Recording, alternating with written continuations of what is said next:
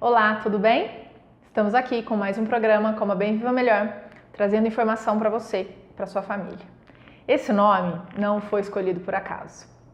O que você come tem tudo a ver com a qualidade de vida que você tem. Então hoje nós vamos tratar sobre um assunto muito interessante. E para isso, eu estou aqui na Clínica Fox com a doutora Karen Mocarzel, que está nos recebendo, para tratar sobre um assunto que é a cirurgia bariátrica, ou a redução de estômago, como ela é mais conhecida.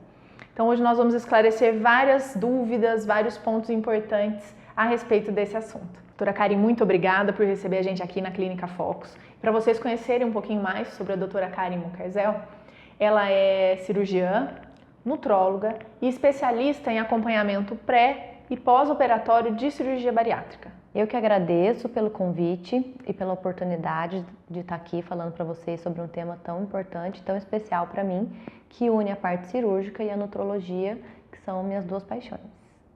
Doutora Karen, estatísticas apontam um aumento crescente de cirurgias bariátricas. Em 2016 foram mais de 100 mil casos apenas no Brasil. A que você atribui esse aumento tão grande? A OMS já aponta a obesidade como um dos maiores problemas de saúde pública atual. Estima-se que nos próximos anos, até 2025 mais ou menos, a gente tenha mais ou menos uns 700 milhões de obesos no mundo.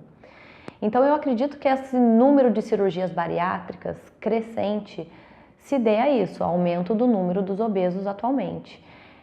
A Sociedade Brasileira de Cirurgia Bariátrica e Metabólica já estimou que nos últimos 10 anos houve um aumento de 300% do número de procedimentos realizados. Nós sabemos que existe uma série de protocolos a serem seguidos pelos pacientes que vão sofrer a cirurgia bariátrica. Por quê? Porque essa cirurgia muda a vida do paciente. Então a gente gostaria de saber para quais casos a cirurgia é indicada. Bom, a gente tem as indicações precisas para esse tipo de paciente e a gente já sabe, ela está indicada para pacientes com IMC, que é o índice de massa corpórea, acima de 40, ou seja, os obesos mórbidos, os grandes obesos, ou então pacientes que tenham IMC maior do que 30, mas que tenham associados algumas comorbidades, por exemplo, a diabetes, a dislipidemia, a apneia do sono ou a pressão alta. Então, nesses pacientes já está muito bem documentada a indicação da cirurgia. Vale ressaltar que ela está indicada nos pacientes entre 18 e 65 anos, que já tenham como comprovar falha no tratamento clínico, né? Então ele já tentou o tratamento medicamentoso, já tentou mudança de hábito e não funcionou, e ele tem que entender muito bem o processo pelo qual ele vai ser submetido, porque é um processo complicado, então ele tem que ter ciência de tudo que ele vai encarar dali para frente. A gente falou das indicações, agora eu acho que é importante a gente pontuar também as contraindicações. Pacientes que têm um problema com o uso de drogas, alcoolismo, mulheres que pretendam engravidar no primeiro ano pós-cirúrgico, porque os distúrbios nutricionais são importantes e podem comprometer a gestação, pacientes com distúrbios psiquiátricos que porventura não consigam entender direitinho o processo pela qual eles vão passar, risco cirúrgico proibitivo, por exemplo, o risco-benefício da cirurgia não vale a pena. Ele vai ter problema com anestesia, vai ter problema com a recuperação. Então, essas são algumas contraindicações que vale a pena a gente pensar e que a gente tem que levar isso para o paciente antes de indicar a cirurgia. Quais os procedimentos e exames pré-operatórios exigidos e indicados? Antes de ser submetido à cirurgia, o paciente passa por uma série de processos. Ele tem que ser visto por uma equipe médica, que inclui um clínico ou endocrinologista, um cirurgião e possivelmente um nutrólogo, entre outros profissionais. Por exemplo, o nutricionista é essencial, um educador físico, um fisioterapeuta. Então a gente tem que cercar o paciente de cuidados para que ele responda bem ao tratamento.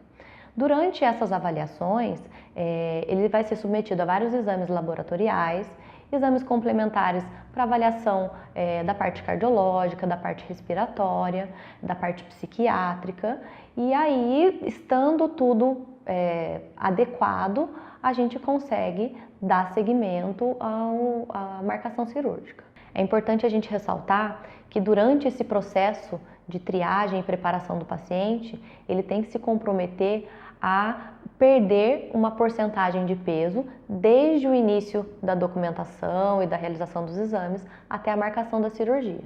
Gira em torno de mais ou menos 10% do excesso de peso. Alguns anos atrás, a colocação do anel na base do estômago do paciente era a mais praticada, a mais utilizada. Hoje em dia já não é mais. Você poderia explicar por quê e quais os novos métodos utilizados hoje? Para responder a sua pergunta, eu acho que é interessante a gente começar explicando quais os tipos de técnicas utilizadas. A gente tem 3 tipos de técnica. A técnica restritiva, que é uma técnica onde a gente vai mexer na capacidade gástrica. Então, consequentemente, o paciente vai tolerar um volume menor de alimento e acaba perdendo peso por conta disso. A gente tem a técnica desabsortiva, que é uma técnica em que é feito um desvio no trânsito intestinal. Então, a comida deixa de passar por um segmento intestinal importante e, como consequência, a absorção dos nutrientes é comprometida, fazendo com que ele perca peso. Então, nessa técnica desabsortiva, não há alteração da capacidade gástrica, a gente não reduz o tamanho do estômago, simplesmente deriva e desvia o trânsito. E a gente tem a técnica mista, que engloba alguns procedimentos onde a gente tem um pouquinho de cada um. É feita uma restrição gástrica mais o desvio do trânsito intestinal. Atualmente, as técnicas mais utilizadas são essas técnicas mistas, porque o benefício para o paciente é maior, uma vez que a gente emprega 2 formas de perda de peso. E o anel gástrico acabou entrando em desuso justamente porque ele tem maior risco de algumas complicações. Então, aumenta o risco de obstrução, aumenta o risco de migrar, né? Esse anel ele pode sair do local onde ele foi instalado e migrar para outra parte do trato gastrointestinal. Ele pode invadir a mucosa gástrica. Então, devido a essas alterações, queixas no pós-operatório que são frequentes, por exemplo, vômito, intolerância alimentar de uma maneira geral, juntando tudo isso, acabou entrando em desuso porque o custo-benefício acabou não valendo a pena. E aí foram se desenvolvendo técnicas mais modernas e mais bem aceitas que acabaram ganhando espaço. Quais os principais cuidados pós-operatórios? No período pós-operatório imediato, a gente tem que ter alguns cuidados quanto à reintrodução alimentar, por conta de ter manipulado o trato gastrointestinal. Então a gente faz uma progressão lenta e gradual da dieta. A gente inicia a dieta com uma dieta líquida, passa para pastosa, para depois passar para uma dieta um pouco mais consistente.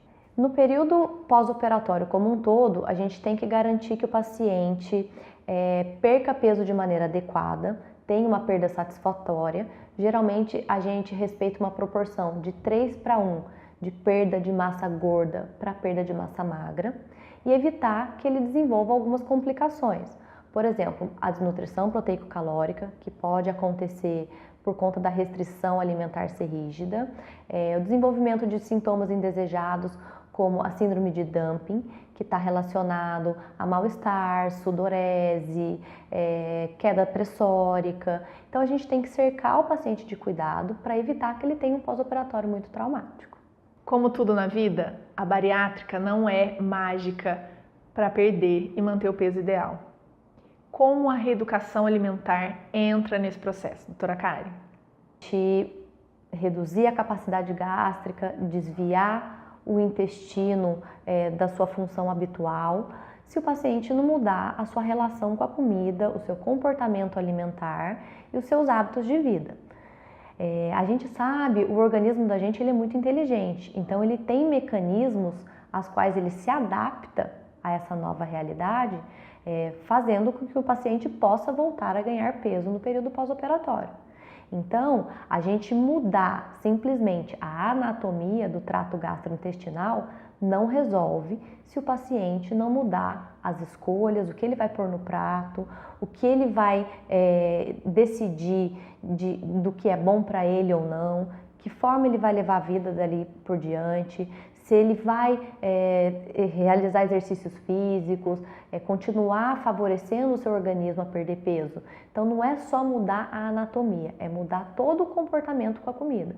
E aí que entra o acompanhamento nutrológico e nutricional, além, claro, do psicológico, porque está tudo interligado. Doutora Karen, quais as principais dúvidas e as recomendações que você faz para os seus pacientes aqui no consultório hoje? Então, eu consigo responder essa sua pergunta falando mais ou menos o que a gente falou na pergunta passada. Ele tem que estar disposto não só a submeter ao risco cirúrgico, que é deitar lá, tomar anestesia, passar pelo período pós-operatório imediato, ficar hospitalizado e tudo mais. Ele tem que estar disposto a mudar o seu padrão de vida. Não é só operar. Então, o paciente que busca perguntando o que eu acho, se eu indico, se eu contraindico, se eu sou a favor ou se eu sou contra, eu gosto de mostrar os prós e os contras, porque tudo isso é muito importante na hora de decidir se submeter a um procedimento tão invasivo e tão importante. E para quem já é operado, quais os problemas pós-operatórios mais comuns? Então, as complicações podem ser divididas em complicações do pós-operatório imediato e complicações do pós-operatório tardio. No pós-operatório imediato, quando você for consultar o cirurgião que vai te operar, que vai fazer o procedimento, ele vai pontuar as coisas que podem acontecer, as complicações mais prevalentes, e você vai ser orientado em relação a tudo que pode acontecer naquele período, relacionado à técnica cirúrgica propriamente dita. As complicações tardias são complicações que podem aparecendo lentamente anos após a realização do procedimento.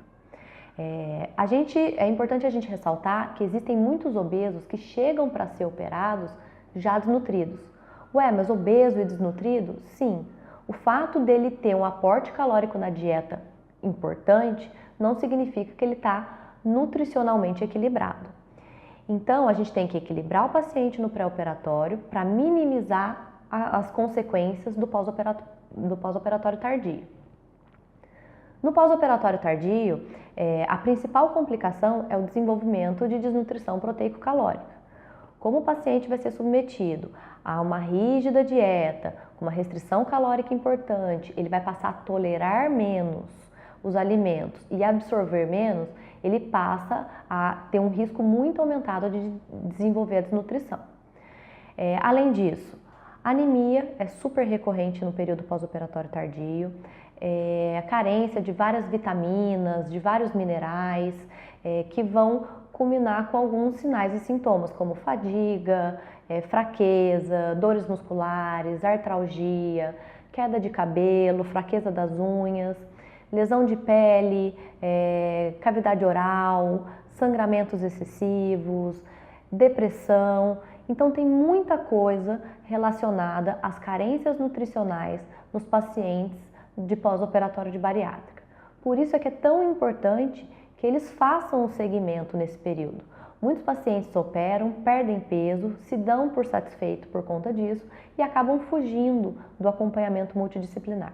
É aí que entra o papel da equipe, do nutrólogo, do nutricionista, do endocrinologista, do psiquiatra, também no período pós. Então, eu acho que é fundamental que isso seja respeitado para que o paciente mantenha o resultado positivo nesse pós-operatório. Doutora Karen, para a gente encerrar, quais os cuidados que você recomenda para quem já tem a cirurgia bariátrica, para quem já teve o estômago reduzido? Então, dentre os cuidados que eu recomendo, estão exatamente esses que eu já citei anteriormente. Manter o acompanhamento multidisciplinar. Não adianta nada o paciente perder peso nos primeiros meses, se dar por satisfeito e sumir. Por quê? Hoje a taxa de reganho de peso é considerável. Existem vários pacientes que são submetidos a todo esse processo, passam pela alteração anatômica do trato gastrointestinal e mesmo assim reganham o peso. Isso acontece ou por readaptação da câmara gástrica, que inicialmente no pós-operatório acomoda aí de 30 a 50 ml e com o passar do tempo pode passar a tolerar volumes maiores. E tem também as alterações intestinais. O nosso organismo ele é muito inteligente. Então, muitas vezes, ele permite processos adaptativos, onde um segmento intestinal que está excluso passa a ter a sua função substituída por segmentos onde ainda haja esse trânsito alimentar. Então, todos esses processos, se não forem vistos e acompanhados, propiciam um reganho de peso. Por isso, a importância de estar sempre acompanhando. Não é só nos primeiros 6 meses, no primeiro ano, é a vida inteira acompanhando tudo isso. Doutora Karen, muito obrigada mais uma vez por trazer tanta informação importante pra gente. E aqui na tela vai ficar os contatos da doutora Karen, da Clínica Focus aqui de Lorena. Muito obrigada, curta o nosso vídeo, compartilhe, ajude a gente a divulgar o nosso trabalho para mais pessoas terem informação de qualidade. Muito obrigada e até mais. Tchau, tchau. Olá, você que nos acompanha. 1, 2, 3 e ainda não tá bom. Vamos lá.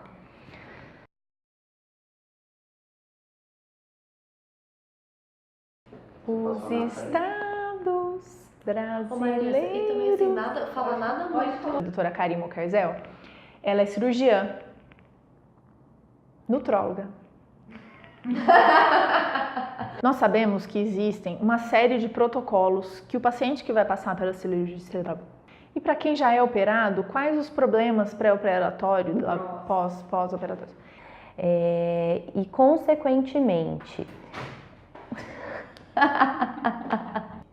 no período